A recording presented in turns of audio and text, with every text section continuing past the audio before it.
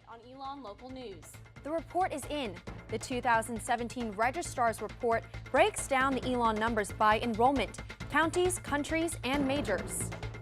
We're really just looking to help students find those various ways to connect not only with the campus but with each other. Getting smarter, how students on Elon's campus are mentoring others and helping them adjust to life at Elon. And it's National Comic Book Day, how a local store owner is using his powers for good. All that and more, Elon Local News starts right now. Live from the Jane and Brian Williams studio at Elon University School of Communications, you're watching Elon Local News. Good evening, Elon. Thanks for joining us tonight, Monday, September 25th, 2017. I'm Emily Harrison. And I'm Rachel Ellis. We start tonight with the annual Registrar's Report. This year's 2017 report breaks down Elon undergraduate students by gender, home country, state, and religion. Our Abigail Farley has some of those numbers. There are 6,045 undergraduate students, an increase from last year's enrollment. 1,665 are from North Carolina. The most popular county is Guilford, with 318 students, and Alamance is the third most popular with 239 students. 140 international students represent 46 countries. Not including the United States or U.S. territories, 27 students are from North America. Europe is the second most popular continent with 58 students. 24 come from South America, and another 24 students are from Asia. 6 from Africa, and only 1 student from Australia. The School of Arts and Sciences has a total of 2,716 students, with psychology being the most popular major. Finance is the largest major on campus and in the Love School of Business, with 2,059 students. The School of Communications has 1,239 students, with strategic communications being the most common. And finally, there are 577 students with undecided majors. The report also breaks down the gender identity of students. The female population at Elon still holds the majority. However, the report doesn't disclose students who identify as neither male nor female. Also on the list were religious affiliations. 57% of students identify themselves with some form of Christianity. And students who identify as Jewish make up 4.4% of students. And 0.4% of students identify themselves as Hindu. That percentage breaks down to 25 students on campus. And among those who are practicing, some may be celebrating the 5th day of Nuvarathri, Nuv meaning 9 and Rathri meaning days, as the celebration lasts 9 days. Though Hindus celebrate the holiday for different reasons and in a different way, they all do so with food, friends, and a ritual called puja. Hindus redecorate their houses with a figurine display called a gallo to show to their guests who come over to celebrate. The purpose of the holidays is to worship the goddesses and to replenish the soul. During the 9 days, friends and family often come together to worship and celebrate. Though Elon doesn't have any events planned for this holiday, Senior Suraj Minisundram came over for the weekend to celebrate. It's basically just having like an open house to show off their golu, which is their showcase of the different gods, and just to give people offerings and just talk, sing, and kind of be in praise of these different goddesses. Though Nuvarathri was traditionally a woman's holiday, today it is commonly celebrated by all members of the family. And Elon will be celebrating the Islamic holiday EID-AL-ADHA this Wednesday. Eid, also known as the Feast of Sacrifice, is celebrated to commemorate the end of the Hajj pilgrimage to Mecca. Students, faculty, and community members are all invited to come present stories, try traditional foods, and take part in the celebration in the McBride Gathering Space in the Newman Lumen Pavilion on Wednesday at 6 p.m. Though 2017 is an off year for political elections, next year's midterm elections will be here before we know it. If you are not yet registered to vote, Elon Votes and Elon Political Engagement Work Group will be available at College Coffee with more information. If you are not from North Carolina and you register to vote here, you will no longer be able to vote in your home state. If you're registered to vote in New Jersey or Virginia, the only 2 states with gubernatorial elections this year, you can vote absentee.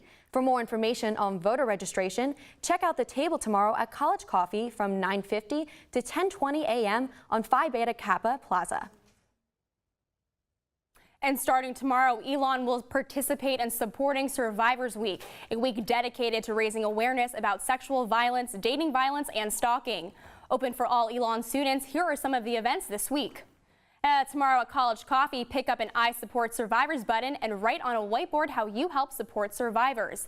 Take Back the Night is this Wednesday. Survivors will be able to share their stories in front of campus and community members.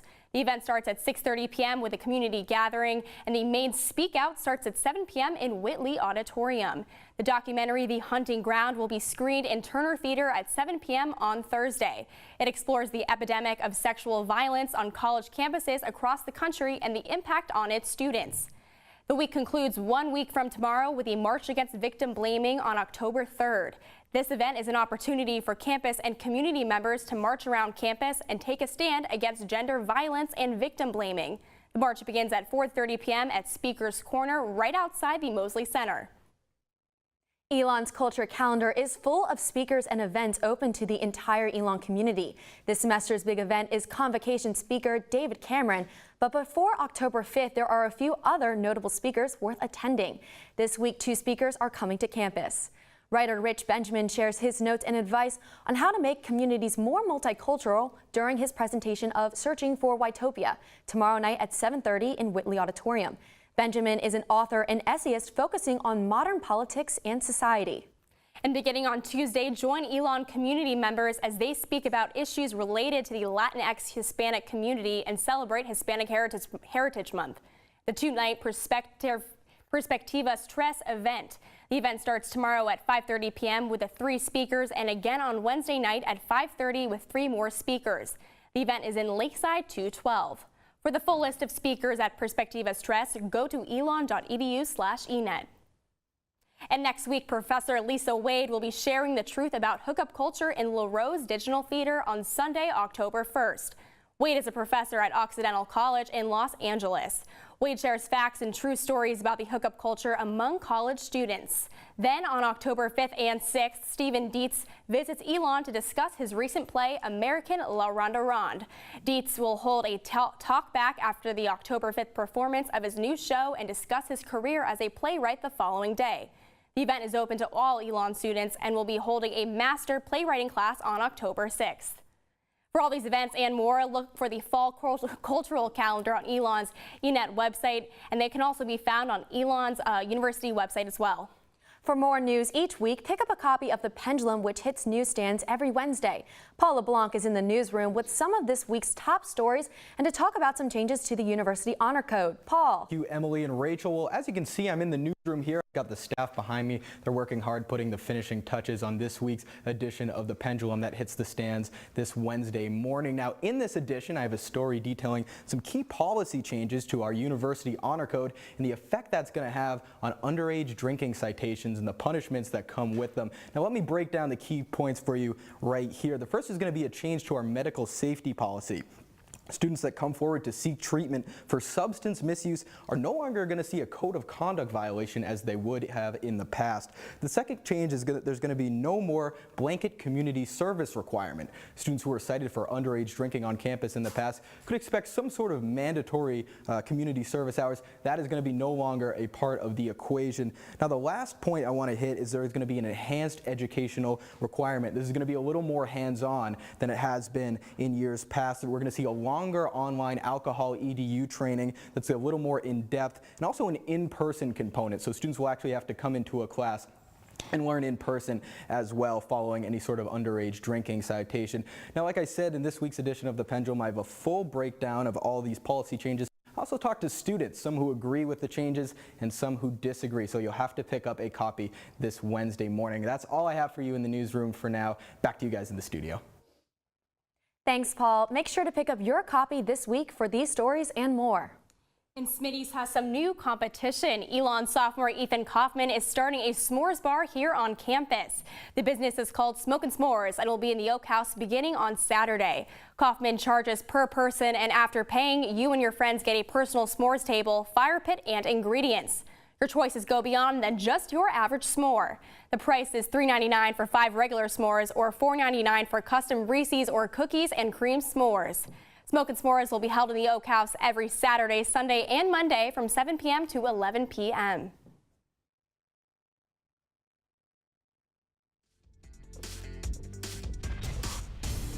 Coming up, some smart students on campus who are making connections with new students. And is this summer weather here to stay? I'll have your Phoenix 5-day forecast after the break.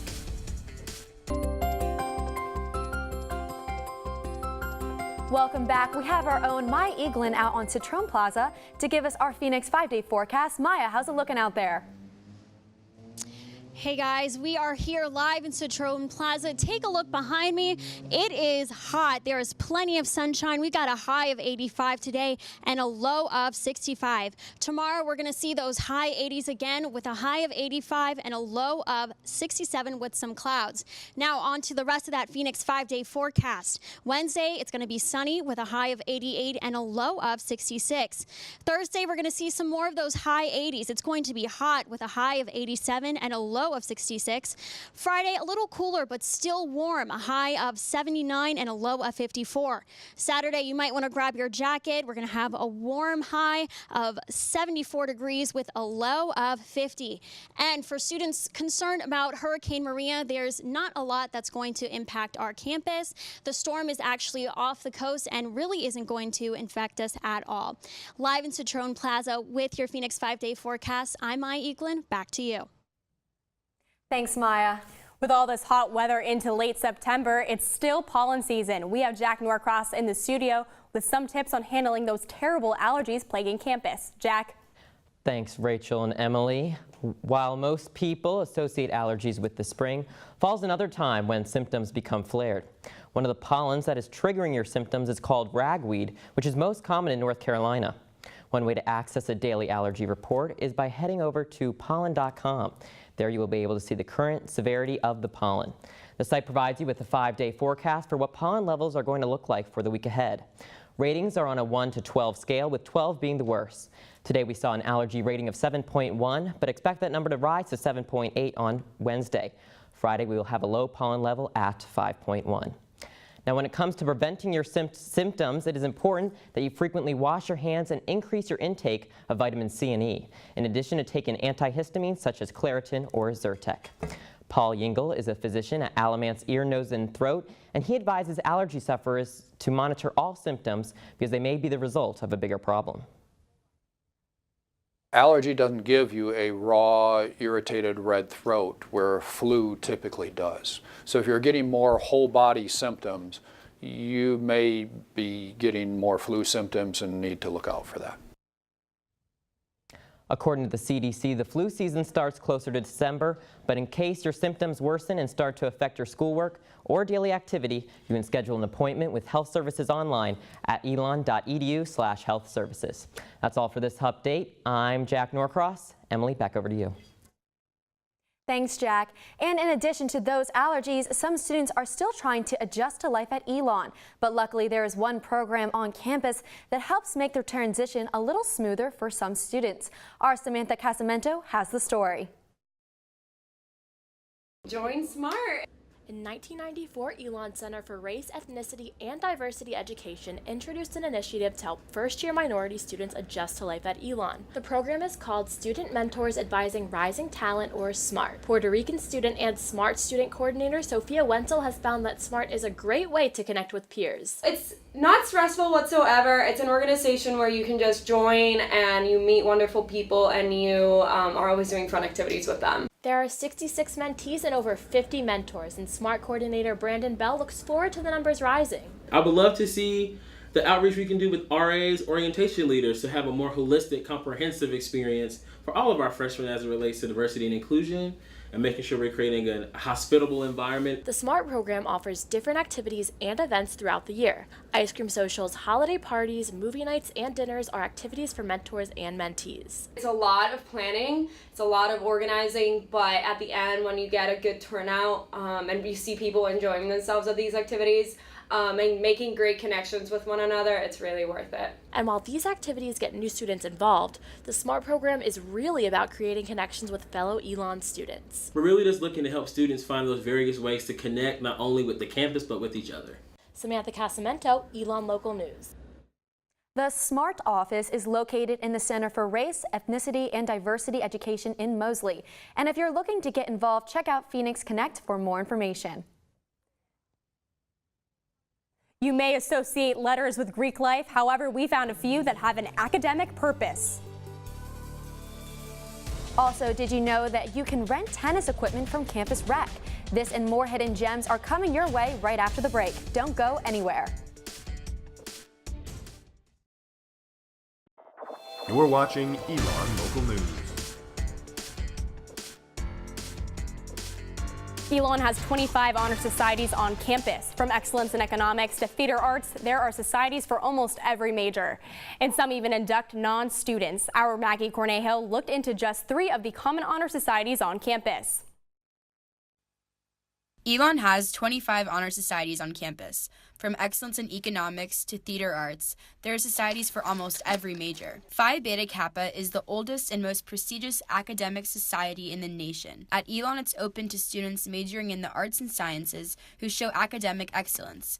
But how many know what it is? I know it's the common area where we are right now. As far as I know, I want to get into it, and I'm pretty sure it's like the highest honor society that there is. Chances are you've heard of the Phi Beta Kappa Commons in the Academic Pavilion. President Leo Lambert dedicated this plaza to the Arts and Science program in 2010. 53 students were inducted into the Phi Beta Kappa Society in 2017. For all the leaders on campus, Omicron Delta Kappa believes in goodwill, good taste, a sense of honor, and collaboration. How familiar are students with this honor society? Delta Kappa, it's a sorority. Greek life organization. With 83 people inducted in the spring, the society is a community of not just students, but faculty, alumni, and outstanding community members. Lambda Pi Eta is Elon's Communications Honor Society. Communications may be one of the most popular majors, but how many people know about its honor societies? Is it a fraternity? Probably a sorority kind of thing? Any of the 1,250 communications majors are eligible for the society. With a 3.0 GPA, students can be selected junior or senior year. Last spring, there were 74 inductees in Lambda Pi Eta. So some Greek letters might have a different meaning than what you think. Maggie Cornejo, Elon News Network. And for more information about these honor societies and a wide range of others, check out Elon's website for more information and requirements.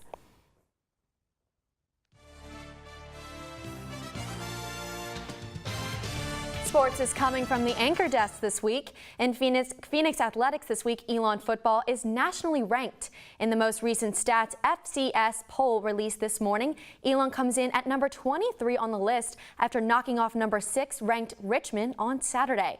Junior running back Malcolm Summers ran for a career-high 294 yards, bettering the number he set the week before. Freshman quarterback Davis Cheek threw for 134 yards and 3 touchdowns. Football will be back in action at home this Saturday at 2 p.m. against Albany. Come out and tailgate and cheer on the Phoenix at Rhodes Stadium. And in soccer, the Elon men's team remains unbeaten through the first 8 games of the season. The soccer team battled the 0-0 draw in their match against James Madison on Saturday. The shutout was career number 22 for goaltender Matthew Yeager, which puts him in second place all-time in program history. Men's soccer will continue in conference play on Wednesday as it welcomes UNC Wilmington to Redfield at 7 p.m. If you are not a student athlete and the mere thought of working in the gym is intimidating, check out these places around campus that will help you guys get your sweat on.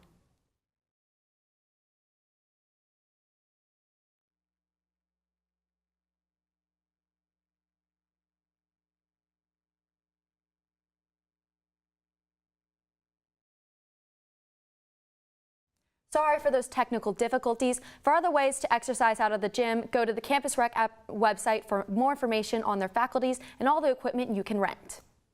And today is National Comic Book Day. Coming up after the break, we will visit a Greensboro comic book store that you need to visit. Stay tuned.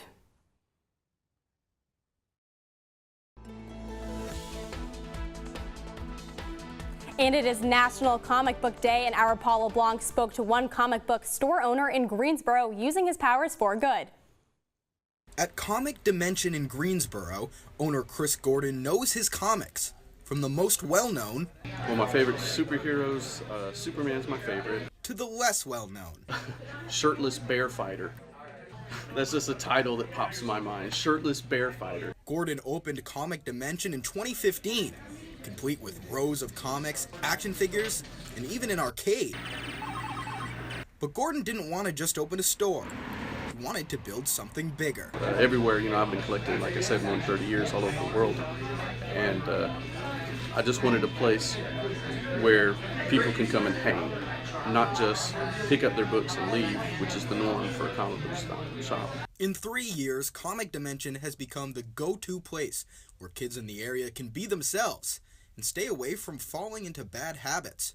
From younger, I love having kids come in and like spending their allowance to get it. I always like hook them up with something extra nice, just for doing that. To older. There are a lot of kids that are like that, especially when it comes to teens, like late teens, developing who they're going to hang out with and who they're going to mimic. Gordon says he's there to sell comics, but more importantly, provide a safe place where kids can be themselves. Love what we're doing, and if there's anything we can ever do to help anybody out, that's what it's all about, building the community.